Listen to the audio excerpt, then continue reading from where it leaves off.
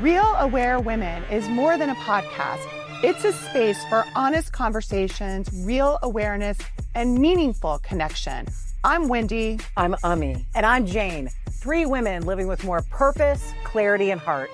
Each week, we unpack real stuff: purpose, passion, presence, and how it shows up in everyday life. It's raw, it's real, and it's exactly what we all need more of. Let's get into it. Welcome to Real Aware Women, episode number 12. My name is Wendy Lieber, and I'm here with my incredible co-host, Ami Patel and Jane Boland. Yay. Awesome. All Here right. we are. Rocking and rolling. 2026, it's a new year. We have a new game. If you haven't heard, Raw is now the Raw Project. And in addition to this incredible show that we have 12 episodes in, we're going to be doing lots of other things. We're going to be doing events. We're going to be doing shorts. We're going to be doing articles. Who knows? So just wanted to say it out loud, because I think sometimes when you say it out loud, it gives life. No doubt. Absolutely, it does. You know what just came up for me is I was actually just asking one of our friends and producers here, like, is it okay to say we're at Real America's Voice? Because it's a flippin' amazing group of people here. Amazing. And, you know, the first time we recorded, we were so enthusiastic and excited, and it was just like, wow, look what we're doing and where we are. I feel such a great privilege in being here, and the people we get to see and meet and what they've been doing, it's really sacred. And somebody came out and said, you guys did great. Maybe you'll be the next, like, Real View. Yeah. And I'm like, well, you're right. That is our intention. At some level, we are some amazingly aware, self-mastered, powerful women with a lot of influence, a lot of love, honesty, great relationships. So you bet we're here to make an influence and be models. And so on that note, I'll just say, if you have any feedback on that, just let us know. We're wide open to receive it. Well, I think when we think about some of our goals for 2026, because to date, we've really just spent time creating the show. We haven't done a great job yet of promoting it, so that's going to change. True that. But I think one of the goals is not only will we have just an incredible audience of listeners, but we will hear from you. We'll know what you're thinking. We'll hear your reactions, good or bad. So that's something I'm really excited about. Anything for you when you think of goals for 2026? Yeah, well, I think you said it right in the beginning, like, speak it into being. So don't be scared to say what it is you want, even if you think it's far-fetched. Who cares? Like, speak it into being. That's what we're doing. We're all making this up as we go anyways. I mean, honestly, right? If you heard the last episode, you know that we don't have a script. We just come out here. There's a teleprompter. No one's telling me anything. We're just doing this, right? And we're being present, aware, and clear, and we're just voicing our opinions. And it's fantastic. For sure. Yeah. One of the things I love about being able to do something like this, because if a year ago, or I don't know, maybe even 6 months ago, you would have told me I would be doing this show with no script. Really, like 5 minutes ago, what are we going to talk about? We have a general theme.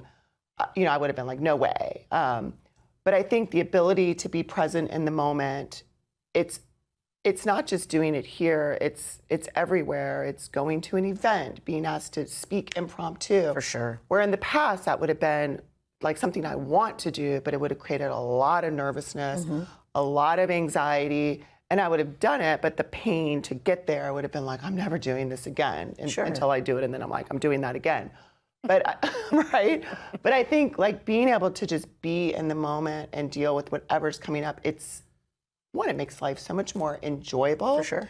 And it just gives you access to so much more. What would you say about the ability to be present right here, right now? Yeah, that's just it. To me, it feels like being present in the moment means I'm right here, right now. To the degree that I can have my full attention right here, right now, is to the degree that I have the ability to say what I want, feel what I want, do what I want, be who I, again, deliberately decide to be. So I say again, because we just talked about that in another episode, but it's really about the decision I'm making as to what I want to create.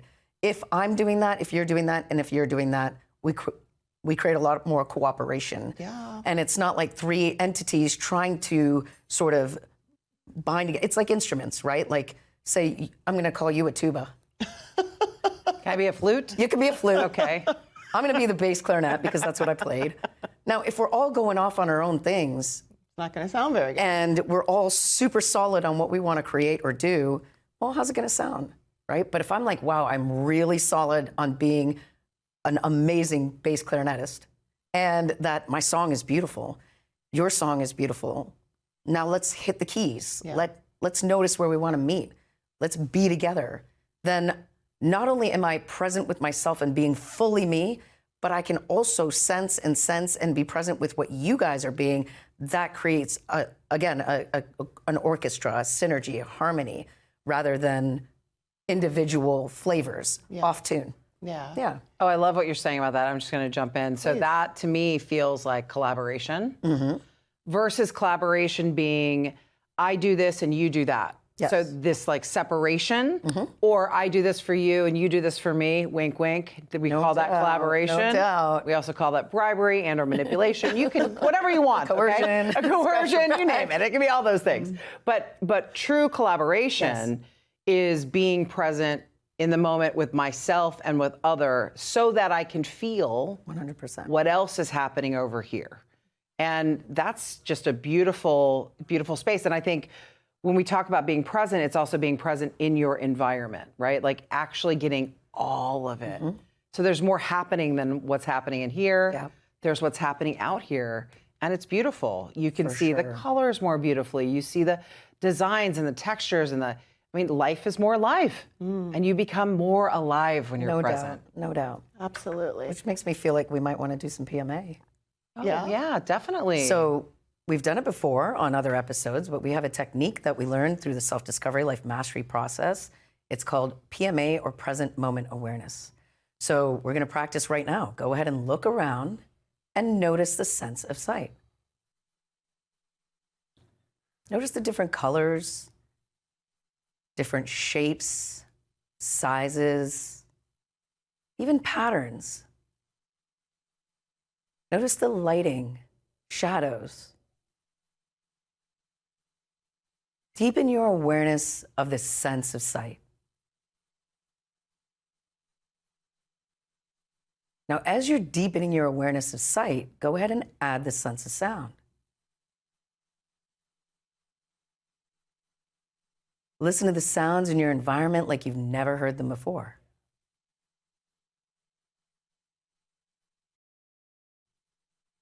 Relax into the subtleties of these sounds.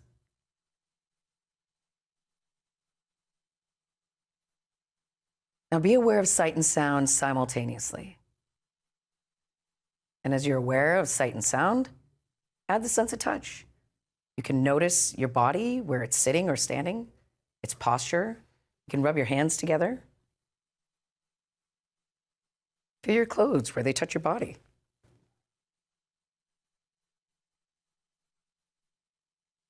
Be aware of the sense of touch, where that tactile sensation is, how it feels. Even if you need to, scratch yourself or tap your finger on something. Deepen your awareness of the touch sensation. And now relax into sight, sound, and touch simultaneously. Deepen your awareness of all three senses. Feel that connection with yourself and your environment. And if you'd like to, take a deep breath. So here we are in the present moment. Notice how you feel right now. Before we continue, actually, really notice how you feel. Is the mind going? Has it quietened down? Is the body feeling? Is it relaxed? So the way to really be truly present and aware and in the moment is to be experiencing through your senses. Not the mind, not interpretation. To really be deliberate. Beautiful. Yeah, that was cool. Yeah. Thank you. Good Very. times. Good idea. Beautiful. Yeah. Really great. Like, now what? It also Very gives you a very relaxed. blank slate to deal with, which is very great. blank Let's slate. yeah, What were we talking about? no doubt. But it was about contribution, Yes. Yeah. and cooperation, Cooperation. collaboration. Yeah. Yeah, I want to talk a little bit more about cooperation. I think it's such a great word. And to me, often competition sometimes gets in the way of cooperation, or you use the word collaboration, but I'm going to kind of stick to cooperation because I don't think it's a word we use much, Yeah, true. And to me, it just creates so much access. And I think all of us here, we're all competitive. I know you both have been in sports, and so being very competitive. I'm certainly competitive, mostly competitive with myself, but I like to win, Which is awesome. But when I put my attention more on cooperation, I feel it's more like I win, I can create winning all around me, and which ultimately, that's something I'm up to, is more impact, influence, cooperation. What comes up for you around the distinction between competition, and maybe it's not a versus, because I'm not sure it's either or, but competition and collaboration? Yeah, so I think competition is awesome. It's definitely given me a lot of drive in my own life. I want to compete, I want to win, but I also compete so you can lose. Yeah. So I am very clear that I have this really good belief. It's like I win, you lose, and that's how it goes. Now I say out loud, I want a win-win world. I say that. Yep. And I do want that. But I can also see how I have this belief that actually only I can win and only I can be the best. And so I keep, by the way, I keep chipping away at this. It's not like I got it yet. Sure. Right. I just today we were talking about how I compete with you. Sure. And it's like, why am I competing with you? I don't want to compete with you. But I can see I've been wired up this way. Yeah, right? sure. It's packed in. It's been packed in. And so I keep noticing it, and it becomes more and more subtle. Sure. But I can feel it. Like when I win, I'm like, oh, I'm the best. And I get a little roostery about it. Like, hey, look, and then, hey, look at me. So I think they're both useful. This is the thing. It's like competition isn't bad. Yeah. And by the way, not everyone can win. Right. The blue ribbon. Like this idea. I mean, everyone said this. Like every kid wins everything now. I mean, yeah, we get that, but it does create where kids don't see, oh yeah, no, I'm going to be the best of the best in this. The scoreboard matters. So it's I don't know if the word's balance, but there's some discernment about when the scoreboard is a scoreboard and when we are creating collaboration amongst people. And when you talked about that from a perspective of us each being unique, I mean, everybody wins in a different way in life, right? And the way I win is not how you win, right? So yeah, it's an awesome topic because there's a lot of discernment, and it can look very different in a lot of spaces. And if you want it to be one or the other, it's quite limiting would be the word. For sure. Yeah. Yeah, what comes up for me as you're saying that is often I think if you're winning and I'm competing with you, then I'm going to look at what you're doing and try to mimic it. Oh, right? Yes. Versus if I'm doing what I can do, the best I can do it, well, I'm unique. I'm going to win my own way. You're going to win your own way. And hence, cooperation, collaboration is going to be more natural. Versus, again, when I'm just trying to, and I see that everywhere in my life, organizations I'm in, where it's like, give me the blueprint. Give me the answer. Sure. Oh, you grew your business this way. I'm going to grow my business this way. And often, if not always, it doesn't work. Sure. Or because we're trying to copy somebody else's strategy or what's best for them. Yeah. Which takes me into like, best of the best for me just means that I'm being my best. Yeah. Best of the best for you, best of the best for you. So I don't want to be the best at being Jane Boland. Right. I don't want to be the best at being Wendy. I want to be the best at being me. I want you to be your best of the best. So all these best of the best create a winning movement. Yeah. So I love the analogy of sports with this, so I'm on the soccer field and we have 10 people on that field. Our goal is to defend our goal and create the ball to go in that goal. Yeah. Now, if you and I are playing forward and I'm like, no, I got to get this for myself. I'm just like deking and Jane's got the perfect spot right there. I don't pass it to her because I want mine. Yeah. Yep. So I'm going to shoot. Hey, maybe I'll get it in. If I'm really confident, I probably should stick to that. If I think it's 100% boom. But what if that is actually the real position? Can I get over myself enough to pass the ball to Jane to shoot and just own that win as mine too?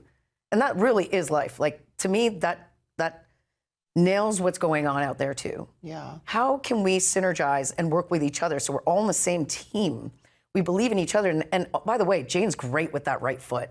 And she can hook that thing right at the top of the net, whereas I'm going to be over here making the best assist to Jane. And Wendy's back there defending because she's the best at just being the last man there. You know, so whatever it is, how can we own our greatness, be the best of the best, and then also learn about others, synergize together, and then win the game of life? So what just came out to me, I have a rugby example, but I just was feeling America. Yeah. So I'm just going to say this, right? If we all need to look at what's the big picture, what's our actual goal? You said it very clear. We're going to defend this goal and we're going to shoot, we're going to score here, right? And you know, when you think about politics and this divisiveness that everyone feels, yes, I get everyone's got different opinions about how to do that, but how often are we really saying, hey, we're all doing the same thing? Like, we all do the Pledge of Allegiance. Sure. We all love America. Sure. This is all America first. Yes. You know, versus, oh, no, that's not America. Right. You know, I'll talk, make America great again, right? Like, the fact that people thought, like, oh, that's, they put some sort of opinion on that. It's like, literally, can you just hear the phrase, like, make America great again? We're not saying it's great already, Jane. Yeah, no kidding. It is great. It is great. And people have opinions about that. But like, it is America first. And now, what's wrong with that? Sure. So if we were all looking from that tune, where everyone's like, yes, we say the Pledge of Allegiance. Yes, we love America. Maybe we could look at the different points of view, Republican versus Democrat versus Libertarian, and actually look at, oh, there's some different songs and maybe certain areas have different strengths. Definitely. You know, I mean, yeah, I was just, it flashed to me that the compassion. Yeah, very beautiful. You know, like the Democrats have a lot of compassion. 100%. Maybe too much compassion, but yeah, a lot of compassion. And not to say Republicans don't have compassion. Sure. But there's, you know, we don't look at it like it's an art form. We say, I'm done with that, and there's nothing over there. But here's the thing. Some groups have compassion for things that others don't. Yes. And then vice versa. Sure. So where do I need to withdraw and be more aggressive or authoritative or get the job done and not be compassionate? Like everybody gets a prize. Right. Yeah. Right? Versus, okay, now I'm firing away, like with you. And then, okay, now it's time to relax and chill out for a second. But what I also heard you saying is that when we say something wonderful, what does it bring up? Like if I say, wow, I really want to win and be joyful, can you honestly be happy for me? And can I honestly be happy for you if you're saying the same? I started to notice this when I was young, you know, in school, that my girlfriends would get something or win something or look stunning, go to an Indian event, and I'm like, oh my gosh, you look amazing in that sari. And then when I feel like I'm in my like stellar mode, sometimes, and of course there's other mechanics behind this, but I would create differently. Right. Where people might be like, nothing, or the moms would try to push their girls ahead or whatever it was. And I'm like, what's going on here? But when you say make America great again, and people have a reaction to that, it's like saying, I want to be joyful. And somebody's like, yeah, what do you mean by joy? Right. What's this joy thing you're talking about here? That's like There must be a hidden agenda, which is insecurity. If I'm going to be real, it's paranoia. It's a cynic. Yeah. If you can't just hear joy for joy, then that's for you to look at as to what's my automatic projection on what this is and means. Yeah. Because there's a word that means something and has a definition, collective definition. Yeah, you know, what that brings up for me is just that willingness to pause and sometimes repeat the thing back that's causing you to have a reaction to say, well, what is that? Oh, all that happened was a person said this thing and I put all this meaning on top of it.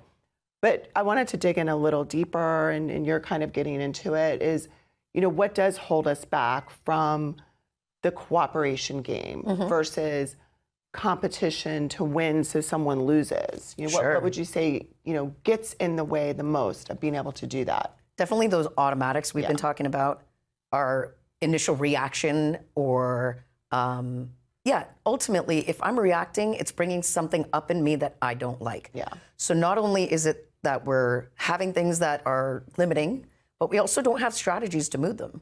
This is why we're talking about the self-discovery process, because we learned how to move them. Yeah. Without a strategy, you can't. You can pretend it doesn't exist. You can, what are all the ways of doing it, right? Like writing it down, cool, great. It's still gonna come back like painting over rust. Yeah. Right? So you can deflect it, project it, you can do all sorts of things with those limitations, But until they're really released, and the only way to do so is by experiencing them with presence, which we can get into another time, but the only way to truly be free and be clear is to not have that limitation on automatic. Right. The more present you are, that limitation cannot come in and take over. The more deliberate you are, even more so.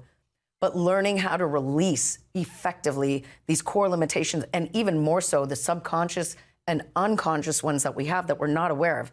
How do you become aware of them? You see how you react and respond. If you see patterns, that's what there is to shift. Yeah. Right? So once those are more clear, then we can be more deliberate and aware. Also, the defense mechanisms are everywhere. Yeah. You know, they're in spirit, they're in speech, they're in body language. So if you make a face at what I'm saying, and I immediately start to read you, and then we're going to go back and forth. Versus, how can I just be present and not even react to a facial response? Right. Yeah. I mean, you could have just felt a pain in your shoulder or something, you know?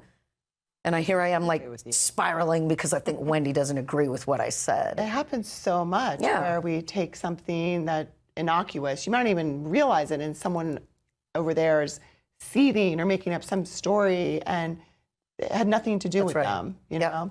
So it's a really great awareness just to start to notice where you're just automatically making assumptions Right. or automatically feeling something that doesn't feel good, that Right. doesn't feel expansive. Exactly. And how certain am I in myself? Yeah.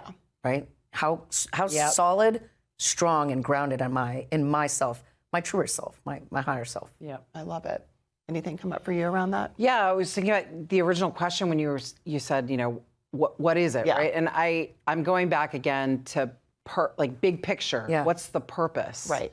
Right. So the more you can stay focused on what the bigger picture, it is all about us, right? Absolutely. And you're dead on about personal alignment, being clear and aware, but also getting like there's also a bigger picture Motive, here. for sure. And there's a purpose, Yeah. and really looking at that. And again, I'm in my mind right now, guys, is just spinning this America example, because I just feel like that's the purpose we've lost. time. Is the purpose of this country versus undermining. Well, it never should have been founded like this. Well, guess what? This is how it was founded. Sure. Yeah. So let's look at the bigger purpose. Let's keep focused on that. So that's what I'm feeling inside of it's personal responsibility. And then, you know, getting aligned with oneself so you can get over yourself and be like, all right, let's look at the big picture. Yeah, and as you're saying this, it's like, what makes me think for a second that these incredible men that created the Constitution, like, oh, I suddenly know better. Okay, well, on what grounds? Yeah. Like, how do you know better? What got created with this Constitution? Also, if everybody's behaving the way I'm behaving, how would the world look? Yeah. Right? So It'd be insane. that Constitution, I mean, I've revisited, we all have. Yeah. These are amazing, high vibration, high consciousness ways of living. Incredible. Yeah. This is like, you live by that, how can one go wrong? They're very powerful. Yeah. And then I don't know, I just flew in, so I'm going to say it, but these people that are just throwing it out there like, this is against the Constitution, and I'm like, which part? Right. Don't be just shoving that out there because you think that it's against some law, because I don't see that in there. Which makes me say, like, know what's in the Constitution, why it was written, who wrote it, who are these guys? Yeah. What did they stand for? It was an incredible flippin' story, a beautiful redemption story, one of the best stories ever flippin' created, real life. Yeah. And our country was based on that. We've been living it and we lost it. We lost our way because we decided not to abide by these incredible, purposeful ways of living. Yep. Yeah. And the cooperation to create it, right? Nobody talks about Amen, that story, 100%. right? Yeah. Everyone's like, oh, they were all just in agreement. Oh my God, they wanted to kill each other. yeah. Like, right? I mean, come on. That Yeah. was, I mean, and that was okay.